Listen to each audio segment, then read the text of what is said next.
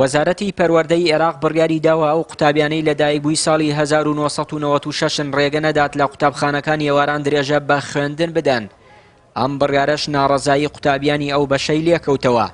لە کاردانەوەی بڕیارەکەی وەزارەتی پەروەردەی عێراق بەشێک لەو قوتابیانە گردبوونەوەیەکیان لە بەردەم بەڕێوەبەرایەتی گشتی پەروەردەی کەرکووک ڕێخست و داوا دەکەن لایەنە پەیوەندیدارەکان ئەو گرفتە چارەسەر بکەن بە پێچەوانەوە ناڕەزایەتیەکانیان فراوانتر دەکەن. دەنگی ئێمەش لە پاڵ دەنگی ئێوەیە وەکو پەروەردە ئێمەش بتوانن خوێندن تەواو بکەن و ئەوەی وەزیر قەرارێکی دەرکردووە بە پێی و قەرارە بێمە حەقی خوێندنمان نامێنێ.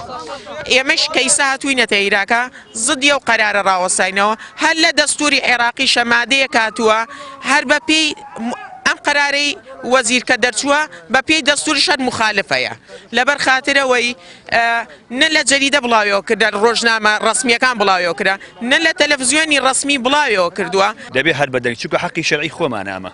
یعنی ئەمە ئەوە نییە لە هیچ دەوڵەتێکە لە هیچ قانون و شەرعێکان نەبووە کەوا کەسێک تەمەنی گەورە بێ نەخوێنێت. ئێساکە دەنگۆیەکەیە کە ڕۆژی یەکشەمە جوابمانە دەنەوە چاوەڕێی ئەوەکەین ئەگەر ئەوەش نەبێت ئێمە هەمیسانەوە دێنەوە دەبێ بگەڕینەوە بۆ هۆڵەکانی خوێندن چکە ئێمە بەردەوام بووینە لە خوێندن ئێمەەوە نیە بڵێ دابڕاوین ئێمە لە یەکەوە دەستمان پێ کردو ئێمە کوڕە هەمووی کوڕە هەژارە.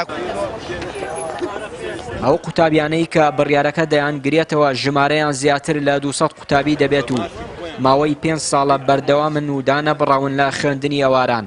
بەرپرسێکی پەروەردەی کەرکووکی شوێ ڕای پشتیوانی لە داواکاری ئەو قوتابیانە دەڵێت تا ڕۆژی یەکشەممەی داهات وەڵامی وەزارەت بۆ قوتابیانە وەردەگرنەوە تا بتوانن درێژە بە خوێندن بدەن.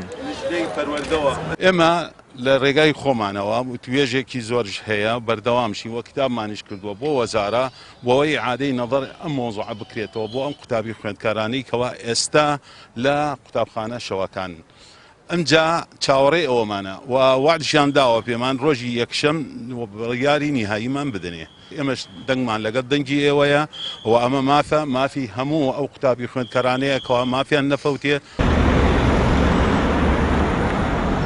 وێڕای بەردەوامی ئابڵۆقەی ئابووری و سیاسی سەرکەرکووک لەلایەن حکوومەتی بەغدادەوە وەزارەتەکانی سەر بەو حکوومەتەش بە تایبەتی پەروەردە مامەڵەیەکی ناتەندروست لەگەڵ کەرکووکدا دەکات و ماوەی 2 ساڵیشە تاقیکردنەوەی دەرەکیەکانی شارەکە لەلایەن بەغدادەوە بە بیانووی ساختەی بە کۆمەڵ ڕەت دەکرێتەوە.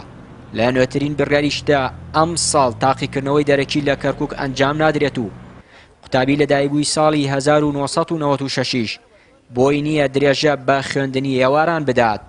چیانووری کەناڵی ئاسمانی پەیام کەرکووک.